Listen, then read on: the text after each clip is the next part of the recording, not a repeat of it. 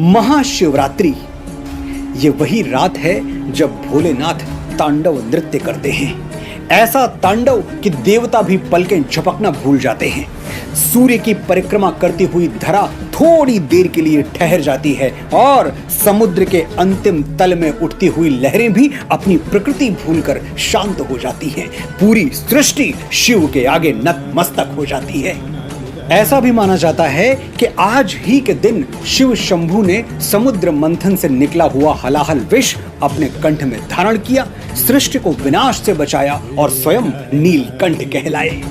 वो नीलकंठ जो गले में ही गरल को रोक ले, वो आदि योगी जिनके योग पर टिकी समष्टि है।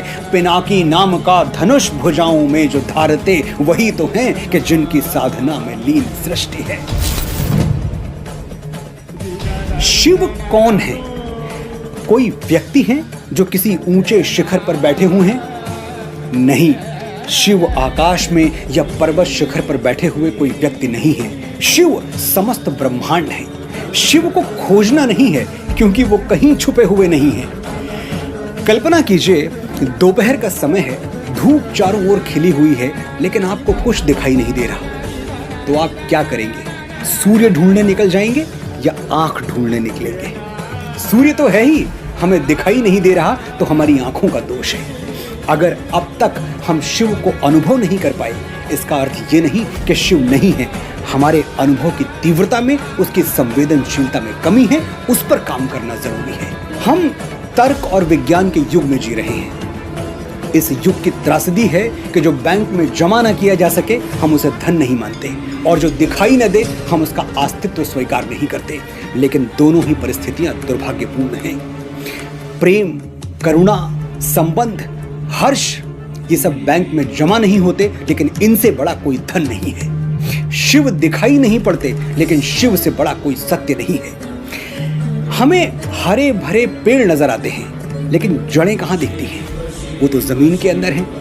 तो क्या ये मान लिया जाए कि जड़ें होती ही नहीं, पेड़ ऐसे ही खड़ा है? विचार आपके मन में होते हैं, यही विचार आपको विवेकानंद बना देते हैं, एडिसन बना देते हैं, आइंस्टाइन और सुकरात बना देते हैं। लेकिन क्या विचार नजर आते हैं? किसी प्रयोगशाला में मस्तिष्क का एक एक रेशा खोल दिया जाए, एक एक शिरा खोल दी जाए, फिर भी क्या विचार पकड़ में आएंगे? दुनिया का बड़े से बड़ा माइक्रोस्कोप क्या विचार पकड़ सकता है? नहीं, बिल्कुल नहीं।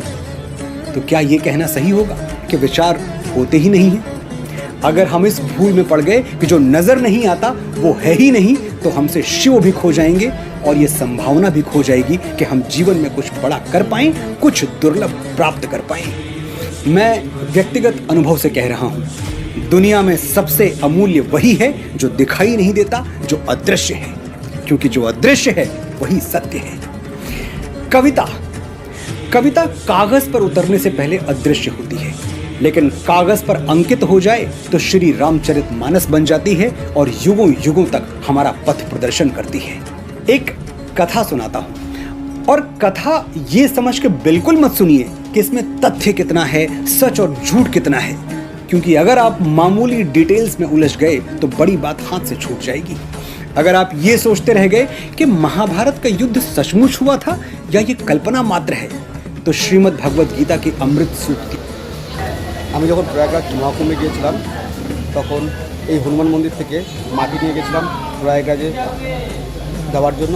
আর ওখান থেকে মাটি নিয়ে আসছি, প্রয়াগরাজ থেকে মাটি নিয়ে আসছি আর গঙ্গা জল নিয়ে আসছি, সেটা আমি হনুমান মন্দিরে এখন দিচ্ছি। उनसे हाथ धो बैठेंगे जो आज 5000 वर्ष बाद भी हमारी हर दुविधा का उत्तर देने में सक्षम है। अगर आपने समुद्र पर तैरते हुए पत्थर ढूंढने में समय व्यर्थ कर दिया, तो श्री राम के उस प्रेम को कैसे समझ पाएंगे जो अपनी अर्धांगिनी की रक्षा करने के लिए भालू और बंदरों की सेना लेकर सृष्टि के सबसे बड़े महाबली से जा टकराया। फैक्ट्स में मत उलझिए, संदेश तक पहुंचिए, मैसेज तक जाइए। अगर आप नॉलेज पर रुक गए तो विजडम तक कभी नहीं पहुंच पाएंगे। कहानी सुनिए। एक बार ब्रह्मा और विष्णु इस प्रश्न का उत्तर ढूंढने निकल पड़े कि शिव कौन है। वो शिव को पूरी तरह जानना चाहते थे।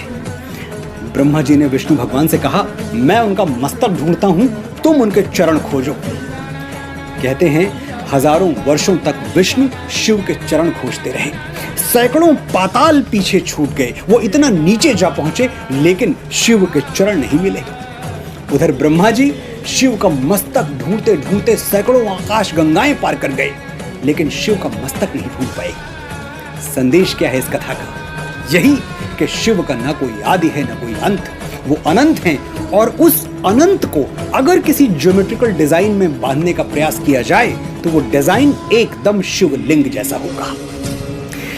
33 करोड़ देवी देवताओं का स्थान है सनातन धर्म में, लेकिन शिव एकमात्र देवता हैं जो निराकार रूप में पूजे जाते हैं। स्पष्ट है कि बाकी सबको आकार में बांधना शायद संभव हो जाए, संभव है कि उनका आदि और अंत मिल जाए, लेकिन शिव अनादि हैं, अनंत हैं, उनको नापना, तोलना, बांधना असंभव है।